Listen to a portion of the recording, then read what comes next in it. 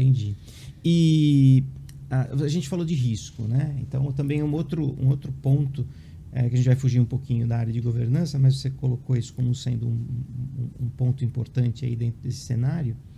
Tem empresas que também não têm área de risco e veem isso como algo muito complexo de ser implementado, né? Então, a gente precisa fazer a avaliação de risco para poder implementar a segurança, implementar lá um modelo de governança, como você falou. Na sua visão, qual a dificuldade ou como poderia facilitar essa implementação de uma visão de risco corporativo? Como poderia, assim, para o pessoal que ainda não faz isso, como poderia ser desmistificado isso? Vamos lá. Quando a gente fala de grandes organizações, né, a gente dá um peso para risco como se isso fosse algo muito formal. Mas vamos pensar aqui no empreendedor. Show, isso aí. O empreendedor corre risco todo dia, né?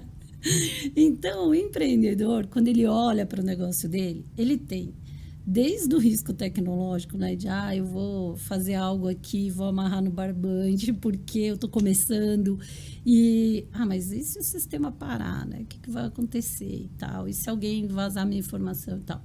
Mas ele também tem aquele risco de... vamos pegar, né, o que a gente acabou de passar, né? Quem conseguia mapear um risco de pandemia? Ninguém olhava para isso, né? A gente estava mais acostumado com alguns riscos de... mas e se tiver uma greve geral? Algumas empresas até falavam disso, né? Mas o risco, gente, ele é inerente a qualquer atividade.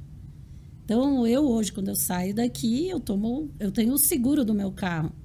Por quê? Se eu bater, eu tô correndo esse risco a partir do momento que eu circulo na rua. Então, a partir do momento que você é empreendedor ou você está cuidando de uma organização, a parte de risco você não precisa ter alguém olhando por você. Começa a colocar isso no papel, né? O que pode dar errado? Mas é uma visão muito pessimista do negócio, eu nem quero pensar nisso. É igual seguro. Você faz para não usar. Mas saiba o que você está correndo de risco. Porque quando você coloca isso, você sempre vai se esforçar para mitigar.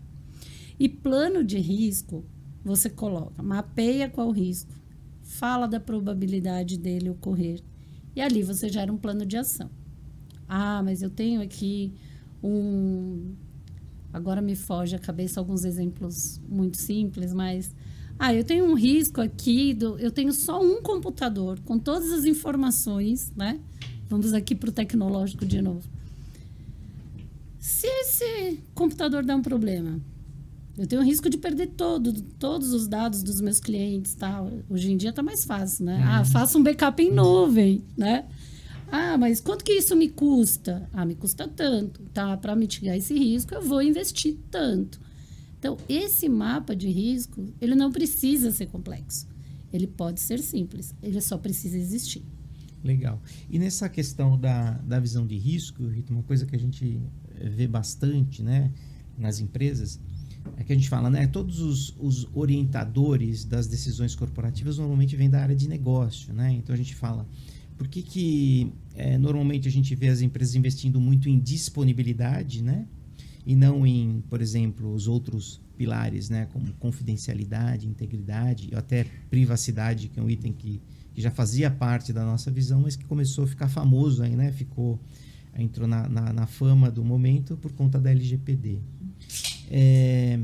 E uma das coisas que a gente vê é que a área de negócio, né, que são a linha de receita da empresa, é que normalmente acaba definindo essas coisas. Então, eles têm muita percepção dessa falha do equipamento. Então, investe muito em disponibilidade, porque a internet não pode parar, porque meu computador não pode parar, né?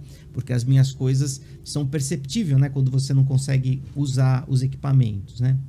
O que você acha, na sua visão, tendo essa questão de governança, como a gente poderia, né, colocar na visão desses gestores, né, usando isso como um processo de conscientização até internamente, para que eles vejam esses outros pilares? Porque hoje as linhas de receita, né, que são os influenciadores diretos dos projetos corporativos, acabam designando muito investimento, às vezes, em redundâncias, né, que a gente vê muita gente, site primário, site secundário, então você vê investimento muito grande nisso, e às vezes em outras áreas uma contenção de despesas muito grande com outros controles, né?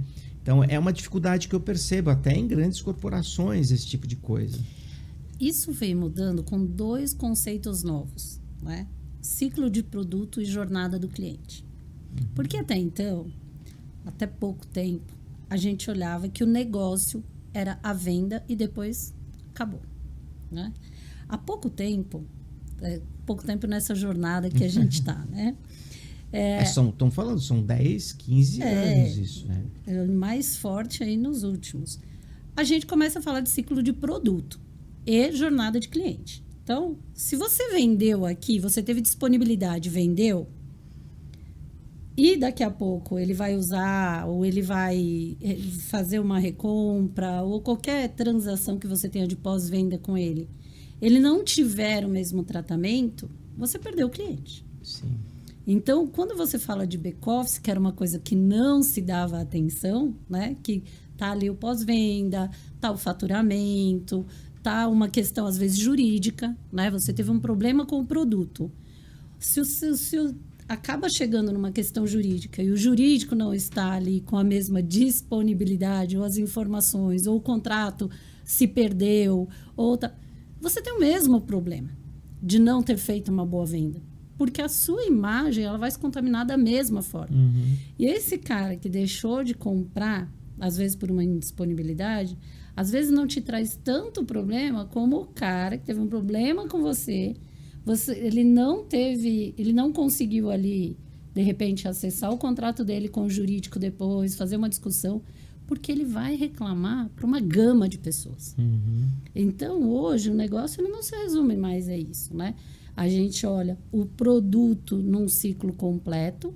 Então, o produto, ele começa ali na oferta, na imagem que você está passando dele, né? Se você tem um problema de integridade de base de dados na venda, você coloca um preço errado, como que você trata isso, né? Aí você vai para a compra, os dados do cliente, se você vaza esses dados, e assim vai, né? O ciclo completo, se você fatura errado, tudo mais. E aí o produto completamente se dá um defeito, né? Quando a gente fala de produto tecnológico, então, né? Nem se fala. Então, acho que esses 2 conceitos estão fazendo com que essa visão nas organizações mudem. Perfeito. As linhas de receita estão vendo não só ali a primeira venda, mas toda a jornada do cliente. Gente, isso é muito importante que a Rita tá falando, que é uma das coisas que a gente, em vários cursos que a gente dá de formação em gestores da área de segurança, né, os CISOs, que a gente fala, né, o C-Level ele tem que olhar para o negócio, né? E a Rita está dando um exemplo claro de uma executiva da área de governança aí, está olhando TI, né, governança de TI, e olha a fala sua nesse quesito, né? Assim, eu estou olhando para o negócio, né? Quando a gente fala que os executivos de TI têm que olhar para o negócio, você deu o exemplo claro aqui.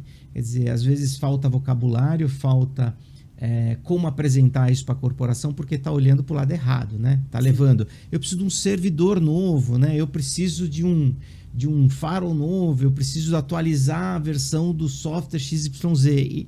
E esses caras que estão na linha de receita lá, os decisores, não entendem isso, né?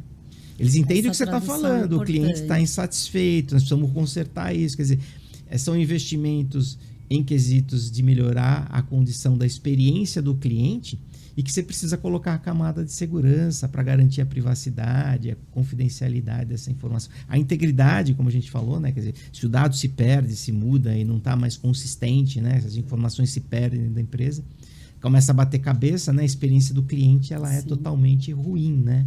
Legal. E dentro dessa... Be Strongcast. O seu podcast em tecnologia da informação. Um oferecimento. Strong Security Brasil. Be Strong, Be Secure.